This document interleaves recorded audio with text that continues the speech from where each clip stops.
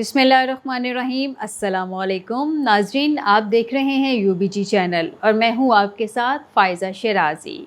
आज बुध और सितंबर की 4 तारीख़ है।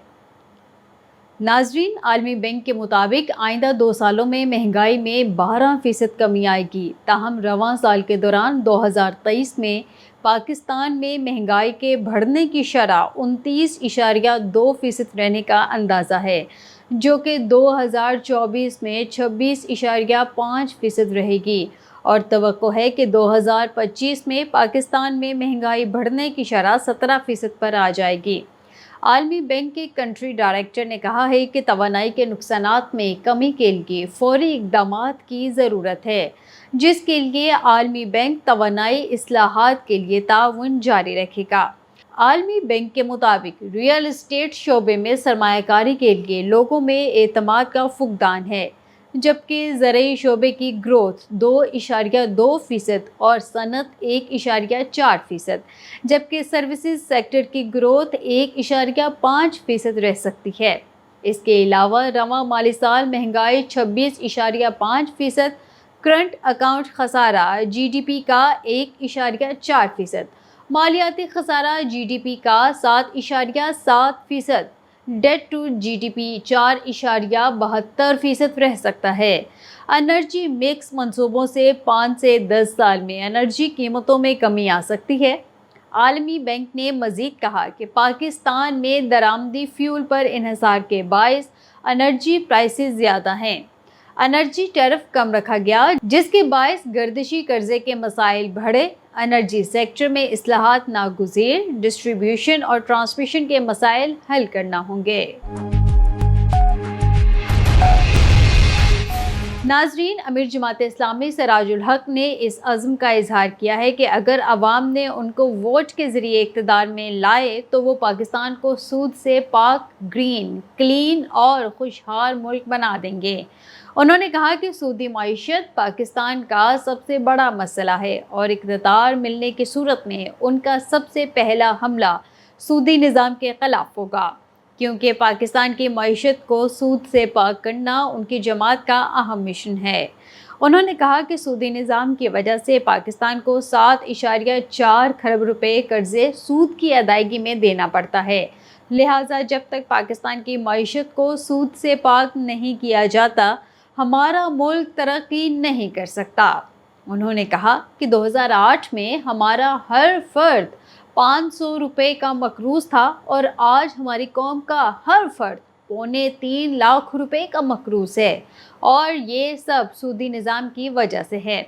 उन्होंने कहा कि जमात इस्लामी के पास 1100 PhD माहिरीन हैं, जो कि मईशत के मुख्तलिफ शोबों की मनसूबाबंदी पर काम कर रहे हैं।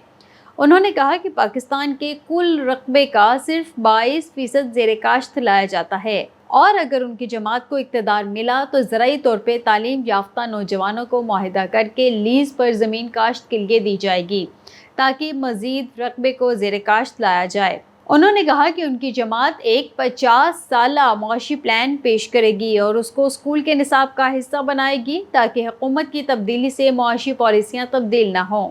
उन्होंने कहा कि चैम्बर्स ऑफ कॉमर्स का पॉलिसी साजी में अहम किरदार है, लिहाजा हुकूमत उनकी मुशावरत से मुआशी पॉलिसियाँ तश्कील देगी। उन्होंने कहा कि पाकिस्तान की मईशत को मजबूत बनाने में ताजर बरादरी का कलीदी किरदार है। उन्होंने मुतालिबा किया कि मुफ्त बिजली की फ्राहमी को फौरी तौर पर ख़त्म किया जाए।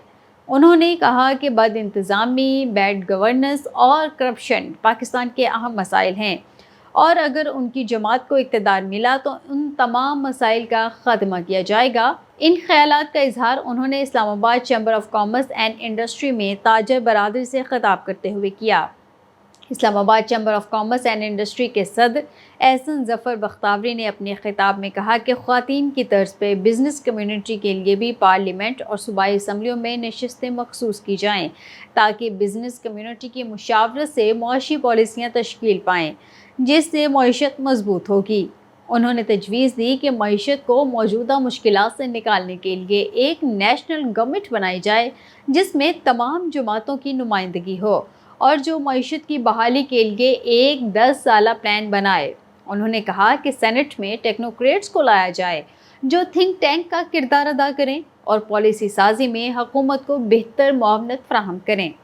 انہوں نے کہا کہ پاکستان کی معیشت اس وقت ایک مشکل دور سے گزر رہی ہے، لہٰذا ضرورت اس بات کی ہے کہ حکومت معیشت کی بحالی کے لیے ایک 10 سالہ معاشی پلان پیش کرے۔ چیمبر کے سینئر نائب صدر فہد وحید، نائب صدر انجینئر اظہر الاسلام ظفر بختاوری، میاں اکرم فرید، محمد اعجاز عباسی، اجمل بلوچ اور دیگر بھی اس موقع پر موجود تھے۔ ناظرین، صوبائی وزیر صنعت و تجارت احسن تنویر سے سابق صدر ایوان صنعت و تجارت گوجرانوالہ شہزاد حفیظ کی قیادت میں صنعت کاروں کے وفد کی ملاقات ہوئی۔ نیو منسٹر بلاک میں ہونے والی ملاقات کے دوران خراب انفراسٹرکچر کے حوالے سے سیرامک انڈسٹری کو درپیش مسائل پر بات چیت ہوئی۔ وفد کے سربراہ نے ٹوٹ پھوٹ کے شکار انفراسٹرکچر سے سیرامک انڈسٹری کو درپیش مشکلات سے آگاہ کیا۔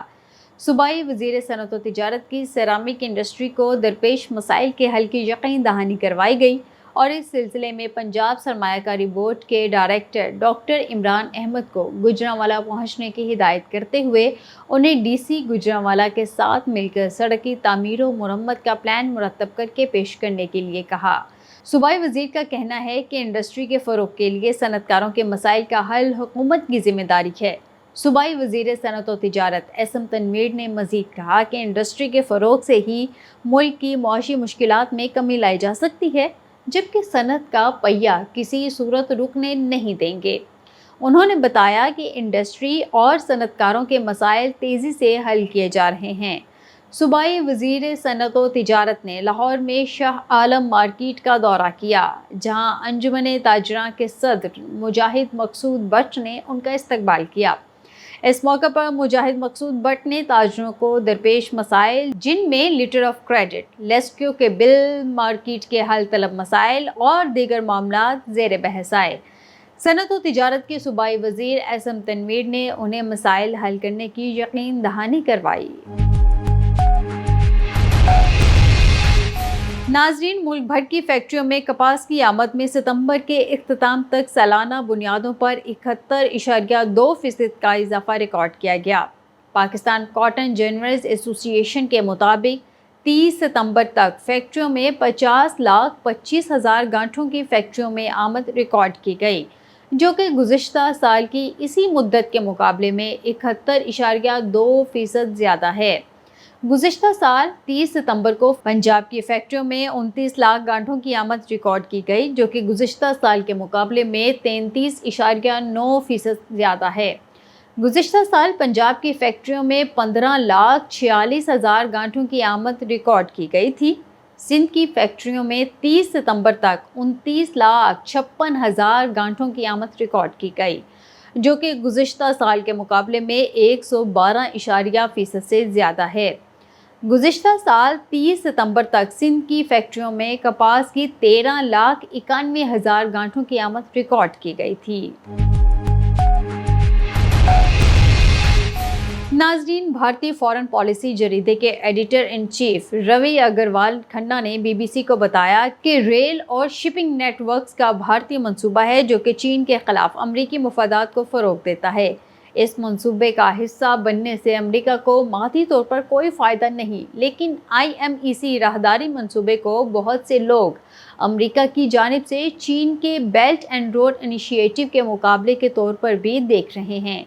ان کا کہنا ہے کہ تمام تر مشکلات اور مسائل کے باوجود چین نے حیران کن کامیابی حاصل کی ہے اور IMEC اس کے حریف ہونے کے قریب بھی نہیں ہے۔ ان کا مزید کہنا ہے کہ یہ زیادہ سے زیادہ ایک معتدل راہداری منصوبہ ہو سکتا ہے۔ اگروال کھنہ نے بی بی سی کو بتایا کہ یہ BRI کے مقابلے میں گیم چینجر نہیں ہے۔ واضح رہے کہ چین نے BRI منصوبے کو ایک دہائی قبل شروع کیا تھا اور رواں برس جولائی میں اس منصوبے کے تحت کل سرمایہ کاری $1 کھرب سے تجاوز کر گئی ہے۔ 150 سے زیادہ ممالک اس منصوبے میں بطور شراکت دار شامل ہو چکے ہیں۔ اس کے مقابل G7 ممالک اور امریکہ نے سن 2022 میں عالمی انفراسٹرکچر اور سرمایہ کاری کے لیے شراکت داری کا آغاز کیا تھا۔ جس کا مقصد 2027 تک عالمی بنیادی ڈھانچے کے منصوبوں میں $600 ارب کو اکٹھا کرنا ہے۔ اس منصوبے کو گلوبل گیٹ وے کا نام دیا گیا تھا اور اسے یورپی یونین کی جانب سے BRI کا جواب قرار دیا گیا ہے۔